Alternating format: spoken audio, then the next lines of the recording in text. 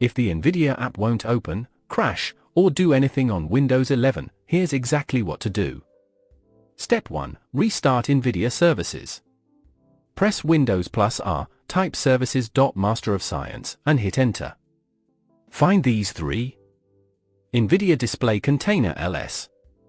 NVIDIA Local System Container. NVIDIA Network Service Container. Right-click each one, click Restart. If they're not running, click Start. Step 2. Clear App Cache.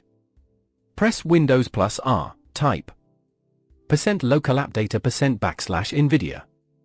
Delete everything inside the app cache or NVIDIA Corporation folder. Step 3. Update or reinstall the app. Go to the NVIDIA official site. Download the latest version of the NVIDIA app, not GeForce Experience. Run the installer and choose Clean Install. Step 4. Check for Windows updates. Sometimes the app fails due to outdated system components. Go to Settings, Windows Update, check for updates. Still not working? Uninstall all NVIDIA apps and drivers from Settings Apps, restart your PC, then reinstall everything fresh from NVIDIA's website.